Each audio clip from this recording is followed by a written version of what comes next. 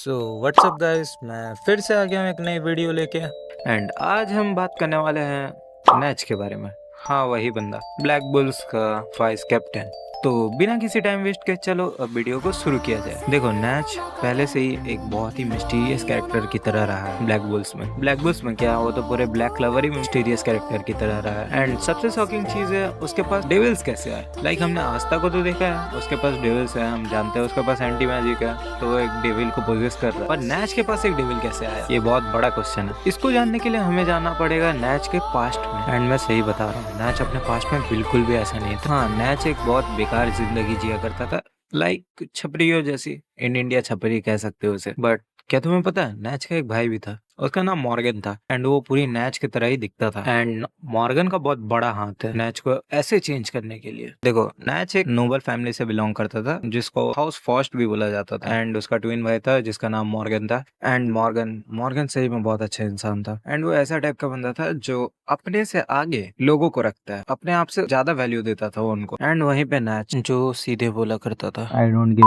चलो अब मजाक से हटते हैं। देखो, नैच की फैमिली पावर के पीछे पूरी तरीके से पागल थी। अरे साला तुम लोग पागल है क्या? पागल है तुम लोग? कौन है?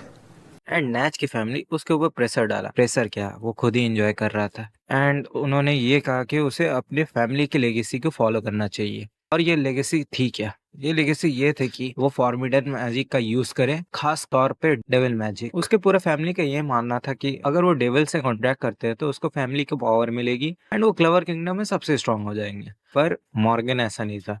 मॉर्गन को इसके बारे में कुछ पता ही नहीं था।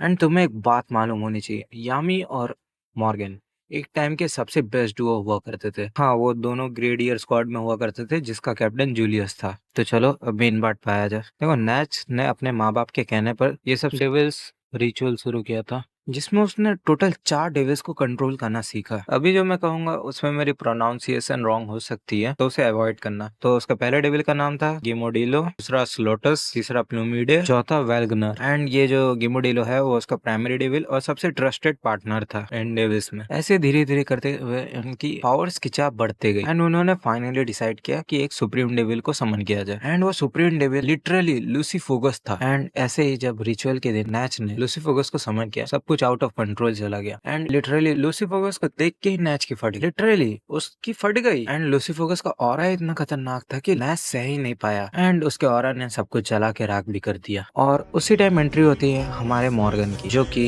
इस रिचुअल को रोकने आया था, बट अपने भाई को बचाते बचाते वो खुद मारा गया। मॉर्गन की डेथ नैच के ऊपर बहुत ज्यादा ही बड़ा इफेक्ट छोड़ के जाती है। एंड हाँ, उसकी फैमिली को अरेस्ट कर लिया गया था। नैच ने डार्क मैजिक भी यूज करना उस दिन से छोड़ दिया। वो सिर्फ अपने डेविल्स का यूज करता था। एंड वही काम पे वो उनका यूज करता था जहाँ पे उसको उनकी जरूरत हो या यूज करने की जरूरत हो। एंड उसने अपना नाम भी मॉर्गन रख लिया। मॉर्गन की डेथ यामी के ऊपर बहुत बड़ा इफेक्ट छोड़ के जाती है। हाँ, मॉर्गन की डेथ से यामी बहुत ही डीपली अफेक्टेड हुआ था, क्योंकि वो दोनों उस टाइम के बेस्ट हुए थे एंड दूसरे के लिए रिस्पेक्ट भी रखा करते थे। मॉर्गन यामी का बहुत अच्छा दोस्त की तरह भी था। एंड मॉर्गन ही सबसे बड़ा रीजन है ब्लैक बुल्स का बनने का, क्योंकि इस स्क्वाड में उसने मॉर्गन के जैसे बंदे रखने के सोचे, भले ही लोग यूजलेस क्यों ना हो। एंड उसने ऐसे मेंबर्स पाए भी। चलो अभी के लिए इतना, मिलते हैं नेक्स्ट वीडियो में। Good bye.